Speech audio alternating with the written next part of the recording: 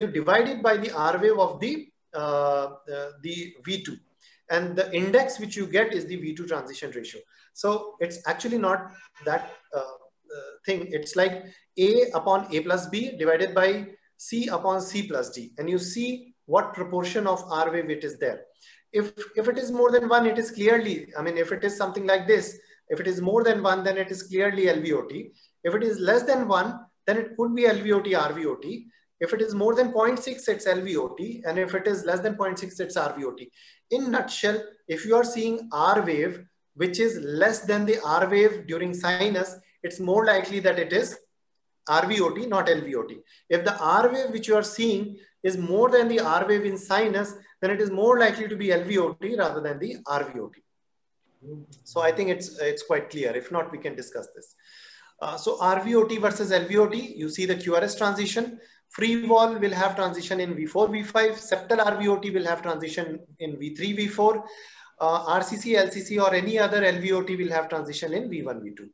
Free wall versus septum, you see the notching. So 2-3 AVF will have notching.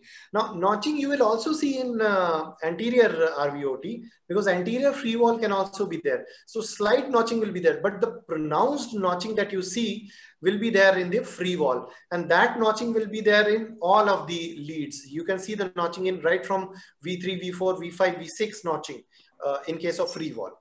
Anterior versus posterior RVOT, this is very important. You see lead 1. So 1 and AVL will help you anterior RVOT versus posterior RVOT. If it is negative in lead 1, then it is anterior. If it is equiphasic, then it could be mid. If it is clearly positive in lead 1 and AVL, then it is posterior RVOT. So lead AVL, AVR, both will be negative. Of course, we are dealing with outflow tract tachycardias. It is the hallmark of outflow tract tachycardias to have lead AVL, AVR negative. There will be no outflow tract tachycardia in which the AVL or AVR will be positive. If your AVL starts turning positive, then from the outflow tract, you have come down to a parahesian tachycardia. So it will be a parahesian, or, you know, just near the his you will be talking about. So outflow tract VTs, superior location. So AVL, AVR both will be directed. Vector will be directed downwards. AVL, AVR both will be negative. Parahesial tachycardia, lead AVL will be slightly positive or equiphasic, and lead AVR will remain negative. So always remember, that's what you see when you are doing his bundle pacing, right? You see that your AVL should be positive or equiphasic and AVR should be negative. So that's exactly what you see in the parahesian VPCs. Suprapulmonary VTs, you should see a great amplitude of negativity in AVL and in AVL compared to AVR. And also you see 2-3 AVF will be very tall. So if you are seeing a very, very tall 2-3 AVF, that suggests that it is a suprapulmonary VT. And also AVL, AVR ratio. So AVL will be much more negative than the AVR.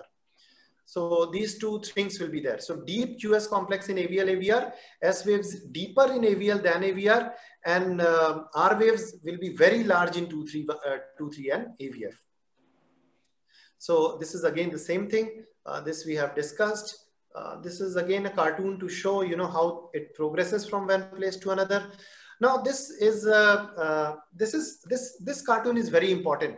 It tells you how. So you're seeing this transaction. It's a horizontal section across the patient's chest. This is the sternum. This is the right arm. This is the left arm. You're seeing from the foot of the patient. This is the aorta, and this is how the RVOT is wrapping around the aorta. So you can see the more anterior you go in the RVOT. So this side is more anterior. The more anterior you go, the more leftward you go. The more posterior you go, the more rightward you go. That's why the more posterior you go, AVL and lead 1 will be positive. And the more anterior you go, the AVL and 1 will be negative. So this is important to remember. This is again emphasizing the same thing. Lead 1, if it is QS, QR, it will be anterior. If it is R or RS, it will be posterior or intermediate. It is again emphasizing the same thing. So we can now, so these are the segments. This is just a cartoon to show how exactly each site will look in anterior versus posterior. So this is anterior, this is posterior, this is free wall, and this is interventricular septum. You're seeing from the, this is the surgeon's view, okay? So this is the anterior. And this is the septal RVOT. So septal RVOT lead 3. So this 3. So in 3, what do you expect and what do you find? Lead 1 will be negative. So lead 1 is completely negative. So as you go from lead 1 to, as you go from septal to free wall, septal to posterior, your lead 1 becomes more positive. So it becomes entirely R. So it's posterior now. You come more posterior. So this is very simple formula to remember. Again, it's the same thing. So posterior sides versus anterior sides. The side 3 is anterior, side 1 is posterior, and then you have free wall and non-free wall. So the more free wall you become, the more notch becomes more prominent. Like I said, right from V4 you start getting notch in the free wall side, whereas in the septal sides your notching is not that prominent. The slight notching which you see in the anterior RVOT, you can see you might get slight notch, but that is not the classical notch of the free wall. In the free wall, the notch will be a classical M or W pattern notch. So it's unmistakable notch that you get. And the most important thing is lead 1. The one will be negative in anterior and one will be positive in the posterior. Either septal or free wall, it's the same. So like we said, the RS ratio, the transition index, which we talked about, why we don't give too much importance to it is because of this. So you can see the RV to LV. If your transition is less than V2, it's very good. If your transition is more than V4, V5, it's very good. Anything in between, it could be either. So you can see that in between V2 to V4 transition, 32 of the RV tachycardias will have, but 15 of the LV tachycardia, 10 of the LV tachycardias will have V2 to V4 transition.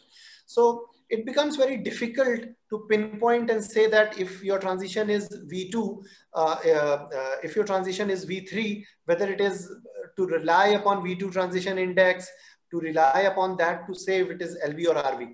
We have other criteria to say which is LV or RV. So what other criteria are there? If there is no S wave in lead 1, it's a very, very good indicator that it is a RV.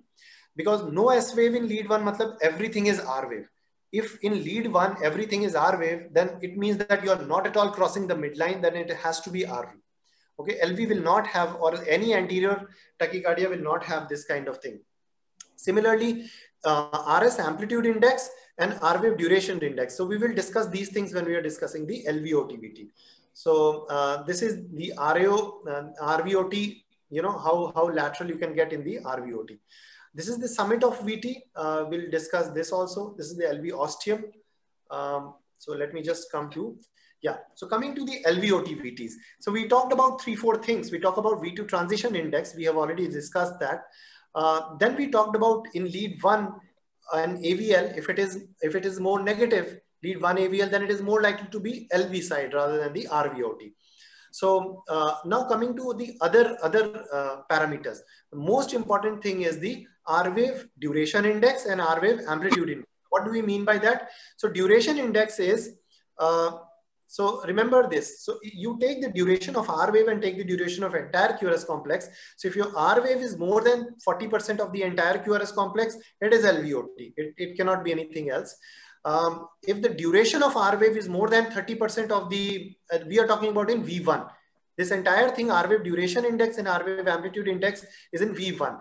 And if your amplitude is more than 30% of the entire, the S wave, then in that case it is LVOT. So big fat R wave, that's what we nickname it. So if you're having a big fat R wave, it is LVOT. If your R wave is less than 30% amplitude and less than 40% duration, it is more likely to be RVOT. So if you combine all of them, then your diagnostic probability of LVOT versus RVOT goes quite high. So like you see here, if your both R wave criteria are met, present versus absent, LV versus RV. So if your both R wave criteria are met, then it is more likely to be LVVT rather than a RVVT. So R wave transition index, lead 1 AVL, lead 1 and AVL R wave criteria, and you have R wave duration and R wave amplitude index in lead 1. If you combine all these 4 criteria, then with high reasonable certainty, you will be able to say whether it is LVOT or RVOT-VT. medial or lateral LV sites, again, it's a very intuitive to see. More medial you are, the narrower your QRS will be. The more lateral you are, the more wider your QRS will be. Initial negative forces in V1, if you get initial negative, it's more likely to be medial. If it is, and you'll have a precordial transition, whereas the more lateral or more basal you get on the LV, you have complete RBBB kind of a pattern, and there is no point, there is no talk of transition. You don't talk about transition if you're, you are having complete RBBB in lead V1. So your LV basal sites, superior mitral annulus, lateral mitral annulus, all these sites will have complete RBBB right from in lead 1. So there's no talk about precordial transition. So, so you'll be having 0 and 0 here. So wide early transition, complete R wave in V1, it will be mitral annulus site or a lateral mitral annulus site, whereas the LCC or RCC might have initial negative or a small R in V1 and early precordial transition in V2 or V3 transition. So I think that thing is clear. So this is just to show how LCC tachycardia, from where in the left coronary sinus you will find it. So this is the left main artery, this is the LCC, and here you will find the LCC tachycardia originating from here. Similarly, so here will be the LCC tachycardia. And this is the so this is the LCC, and similarly you see the RCC. Here will be the RCC tachycardia coming from here. So this is the RCC. Somewhere from here, LCC RCC junction tachycardia can come from, and this is the muscular sleeve that goes in the RCC, and your tachycardias can come from that. NCC is, NCC doesn't get the myocardial sleeves, so it doesn't have atrial tachycardias come from the non-coronary sinus. The ventricular tachycardias, they don't come from the non-coronary sinus. Another important, so it's very rare to get a tachycardia from the NCC. Now, another important side is the LV summit. Now, summit tachycardias are completely different tachycardias. So LV summit is the area which encompasses between the LAD and the LCX. So this is the area is the LV summit. So this is the area which we are talking about, this area and this area. So anything from the LCC, left coronary sinus, to the left main, that area also encompasses the LV summit. So there is an accessible portion of LV summit and there is an inaccessible portion of LV summit. If you go more medial, you are coming more towards the bifurcation of the left main and the left main itself. That will be the inaccessible site. And if you go more lateral, it will be the accessible site. So this is the AIV tachycardia. So AIV tachycardia may have more pronounced delta wave slurring, because these are mostly the epicardial tachycardia. So you'll have more slurring and the delta wave. Also, as you go more toward the AIV, you will have what you call LV summit pattern or pattern break pattern. So V1 will have R wave, V2 will have less R wave, and again V3 will have R wave. Like over here, you see the R wave in V1 is more than V2, and again it goes more in V3, V4. So this is a pattern break that we get in AIV and LV summit. So this is very characteristic of AIV and LV summit. Again, GCV and accessible area. So these are the accessible areas. So accessible areas, AVL to AVR, the negativity ratio in AVL to AVR will be more than 1.6. So if it is more than 1.6, it is more likely to be a accessible site rather than an inaccessible site. We can discuss these things in more detail. So, so this is the inaccessible site. So this site where the bifurcation is the inaccessible site of the LV summit. So yeah, so the Q amplitude in left to right. So accessible site will generally have more than 1.6. So over here, the average is coming around 2. Inaccessible site will have generally less than 1.5. In general, it comes around, equal, AVL, AVR equal. So if AVL, AVR are equal, you are more likely to be dealing with something very close to the left main. So that will be the inaccessible site. So these are the same things. This is the epicardial ablation being done there. Now quickly, I would like to just cover the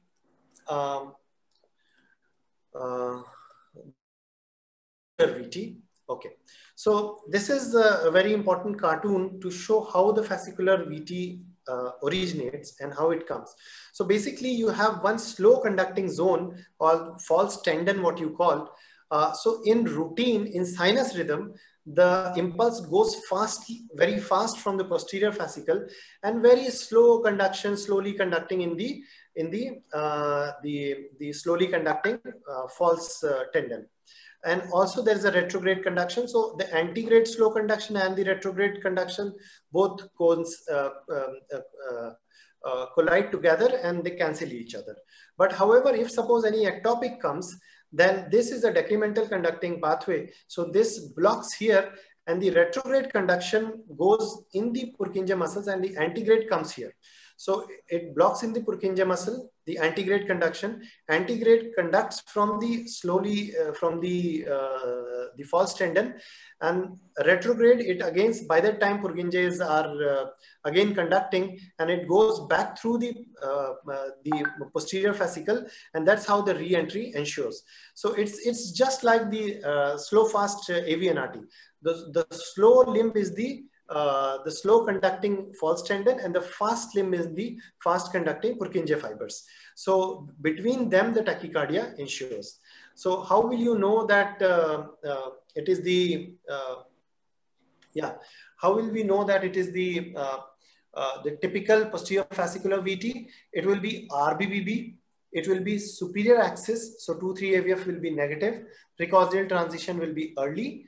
V1 will be RS-R dash pattern. V5, V6 will have a deeper S than R. So usually you have an equiphasic RS in V5, V6, or sometimes a deeper R, a deeper S in V5, V6.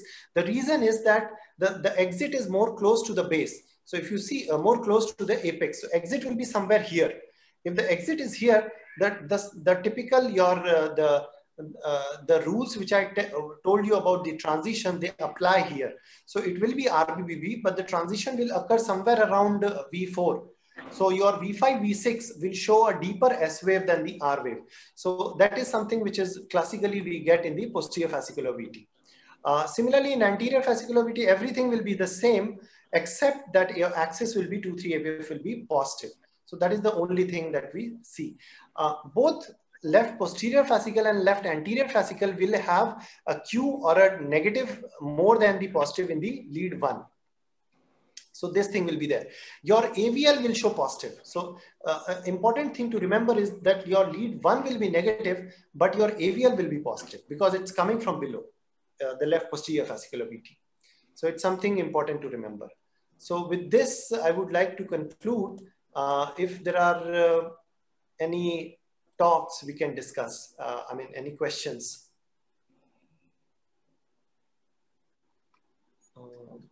Sorry, I can't see the participants. Yeah. Are there any questions?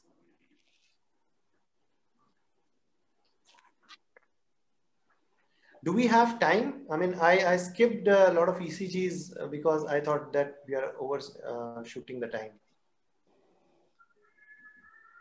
So we can have some ECG quiz.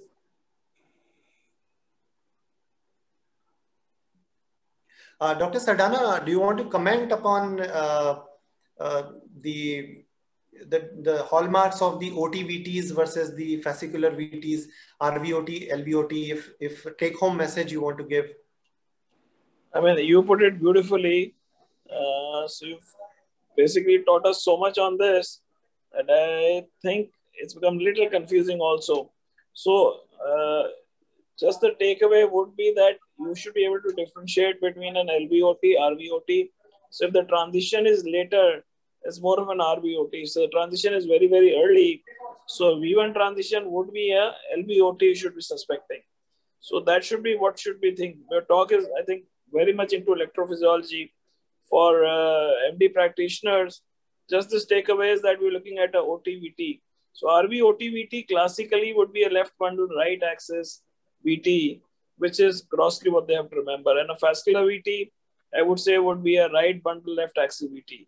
Both of them will occur with a normal heart. That is the emphasis that everybody should carry. and the rest would be left to Dr. Avinash to handle that. So even I leave it to Dr. Avinash because he has put it so beautifully. I don't know how you remember all this. I have tried n number of times. I am not able to remember these. I have to go back and put probably now we have apps where we put in the ECG, put in the questions, and we get an answer on where it is likely to be. Yes. So we have few apps like that. In fact, some of our colleagues, we have started our own app. I mean, this is not the right platform to talk about it, but yeah, we have some apps in which you can send your ECGs and it will be answered by an electrophysiologist. So, but it's in a very nascent stage. I mean, it's right. Not fully operational. But taking, talking about the take-home message of the idiopathic VTs. See, most common idiopathic VTs that everyone will be dealing with, it will be either outflow tract tachycardia or will be a fascicular VT in an idiopathic person. So outflow tract tachycardia, most commonly it will be RVOT or LVOT. Very easily, if you see lead V1 and if you see lead V3, if the transition is anywhere beyond V3, it is RVOT. If it is anything less than V2, then it is LVOT. If you are getting any R wave, big fat R wave in lead V1, it is LVOT. 2,3 AVF will be positive in all outflow tract tachycardias. Now, if suppose you are getting complete RBBB in V1, but a slightly narrow QRS with V5, V6 negative, and you are having 2,3 AVF negative, then it is a fascicular VT. So if you are having VT, RBBB, 2,3 AVF negative, always think of fascicular VT before thinking of anything. So I think these two will be the take-home message. So shortly put, you can say any VT which looks like an SVT, you're not convinced it's an SVT, it looks like a SVT, it is likely to be a fascicular VT. Yeah, it will be a narrow. Patient will be young patient, typical idiopathic VT substrate. Also, I think vascular VT sometimes don't present all the time with a sustained VT. So they'll have short bursts. They can ectopic, but they'll have short runs of VT, maybe a few minutes also sometimes, and then they will stop. And we do get some sustained VTs, but a lot of them get these runs of VTs, and you will have a nasty Holter where they keep having this repeated VTs rather than a continuous sustained VT. Yes. So, Claire, would you like to? Yeah. Do you have any questions?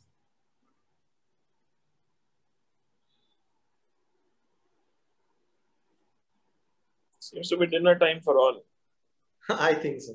So, I think if Dr. Claire is there, if you can conclude the talk.